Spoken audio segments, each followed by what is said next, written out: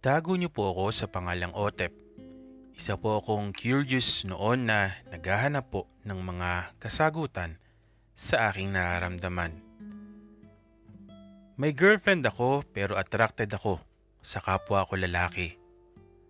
Hanggang sa nag-break kami, napakasakit noon. It almost breaks my heart. Lalo na noong nalaman ko na wala na kaming chance. Nadepress ako pero ayokong mag-open kahit kanino sa aking nararamdaman. Mayroon talaga mga panahon sa iyong buhay na gusto mo, sinasarili mo lang ang mga problema mo. Hanggang sa nakahanap ako ng way para mas ma-explore ko ang aking sarili. Nag-download po ako, Kuya E, ng isang gay app. Hindi ko alam kung anong naroon pero gusto ko yung subukan. Gumawa ako ng profile using cartoon character. Siyempre, I don't want anyone na makilala ko. And what struck me was kagagawa ko lang ay marami na ang nag-pop na message. Automatic pala yun once na malapit sa location. Pero siyempre, hindi ko naman sasagutin or kakaibiganin sila dahil baka kilala nila ako na full discreet talaga ako noon, even sa mga tropa ko. Hindi ko alam kung ako lang ang naiinis kapag top or bottom agad ang tanong ng bago pa lang nag-message sa'yo. Na na-realize ko naman na alam ko lang ang habol nila. Pero that time, wala naman akong partikular na hanap. Tipong kwentuhan lang dahil nga nag-explore ako. Siyempre gusto ko rin yung tipong discreet din. Yung legit na discreet ba? Marami kasing discreet daw tapos kapag na-meet mo or nakita mo, picture pa lang, halata na. Hindi naman ako against sa kanila, Kuya E, pero sana ay nagsasabi na lang sila ng totoo. So sa unang araw ng aking pakikipag-chat, Kuya E, nakakapagod din.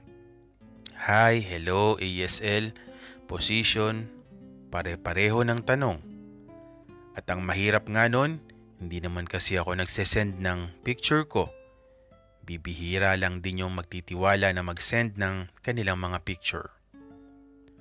Kaya kapag may kachat ako at hindi nangihingi o nangungulit man lang ng picture dahil sinabi kong discreet ako, for sure, ganun din sila.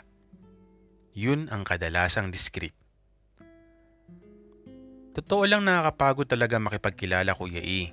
Kailangan mo talaga ng oras para makilatis sila. Mayroon din naman ilan na nakachat na ako at nakapalagayan ng loob. Yung parang tropa ba?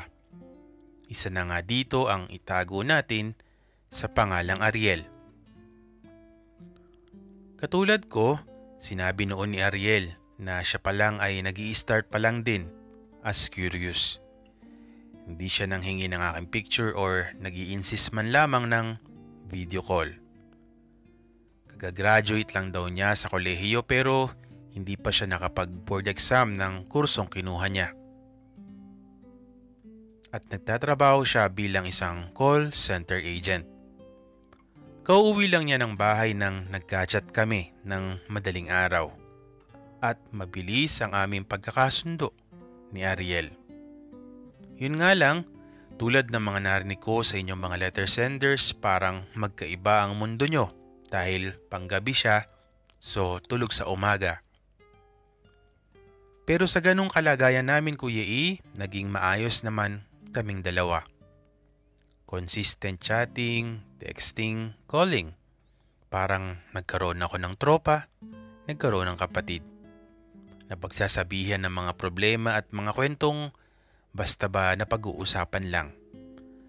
Alam niyang kagagaling ko lang sa breakup.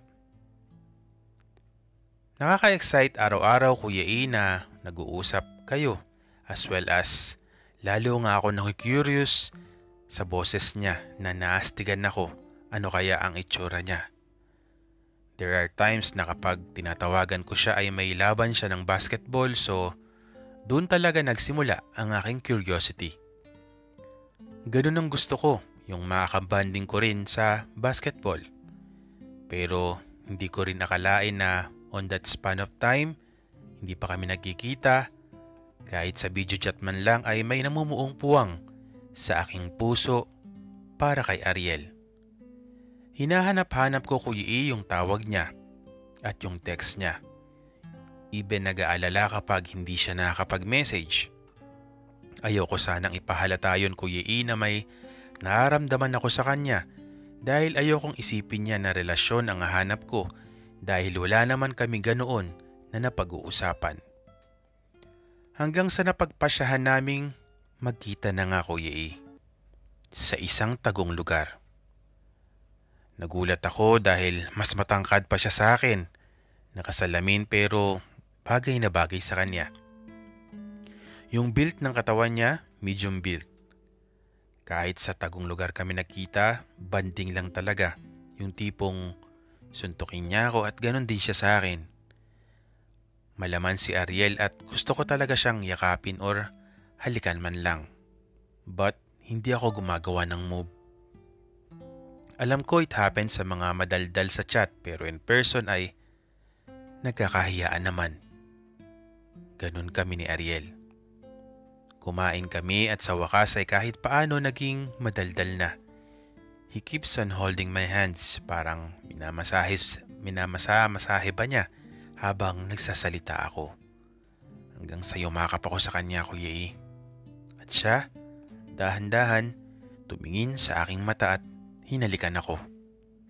Napapikit ako.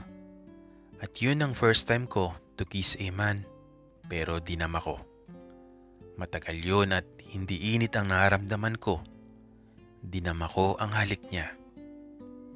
Hanggang kiss lang, I guess, both kami nagpigil hanggang umabot lang ng necking. And then we've decided na wag gawin ang bagay na yon sa unang pagkikita namin. Ganon din daw ang naisip niya. Yung ilang oras namin doon Kuya E, kontento na ako. Sa wakas ay na-meet ko na siya at nagkayakapan kami ng mahigpit. Satisfied na ako doon. At ang laman ng kwentuhan namin, yung ex-girlfriend ko. Sabi niya sa akin Kuya E, in 3 months namin magkakilala, alam daw niya na babae pa rin ang gusto ko. Napaisip ako. Siguro nga ganun pero hindi ko rin maalis na may maramdaman ako sa kanya. Pero ayokong dumating talaga sa level na may mangyari na sa amin. Pero I would like to say dun sa kiss na yon between us, may impact sa akin yon. Simula nung nakita kami parang mas naging close pa kami. Tipong kapag may oras, magkikita, manonood lang kami ng movie together pero makakatulog siya. Satisfied ako sa holding hands namin and kissing lang dahil masakit man sa puson, nagpipigil talaga ako na mangyari yon. And even siya, ganun din. Isang araw Kuya E, nakita kami ni Ariel pero iba ang mukha niya. Wala yung saya tuwing nagkikita kami. Sabi sa akin ni Ariel, alam ko undecided ka kasi the way yung mga kwento mo I know may puwang pa rin sa puso mo yung ex mo. At palagay ko baka rebound lang ako kasi lagi pa rin siya ang laman ng kwento mo. Andito lang ako kapag kailangan mo pero alam ko hanggang dito na lang tayo. Hindi agad ako nakapagsalita pero nagtatalo ang puso ko Kuya E. Alam ko hindi na rin naman kami magkakabalikan ng girlfriend ko pero alam ko hindi ko rin mabibigay ng buok ang pagkatao ko kay Ariel. And also si Ariel, alam ko malayo din sa priority niya ang ganong relasyon. Wala pa man kaming relasyon, pareho kaming nag-decide na huwag na magpatuloy dahil pareho kami na hindi rin ganoon kasigurado. But we remain as friends Kuya E. As good friends. Na pagsasabihan ng mga problema bilang tunay na kaibigan at wala nang iba pa. I don't know na maranasan ko yung ganoong relasyon without ilangan sa aming dalawa. Hanggang sa nagkaroon ako ng girlfriend at siya rin Kuya E ay ganon. Nag-double date pa nga kami. Siguro nga Kuya E na hindi lang naman sa pagkakatuluyan ng dalawang parehong kasarian ng happy ending, kundi sa pagkakaunawaan at paggagalangan bilang tunay na magkaibigan. Pero minsan sa buhay ko naisip ko rin, what if nagkaroon nga kami ng mas malalim na relasyon? Ano ang mangyayari? Sa ngayon Kuya E, hanggang chat na lang kami ni Ariel dahil nasa ibang bansa na sila ng kanyang pamilya. But we remain being best of friends kahit malayo sa isa't isa. Hanggang dito na lang Kuya E and more power po. Nagmamahal, Otep. Muli po ay maraming salamat po sa patuloy po na sumusubaybay dito po sa ating channel.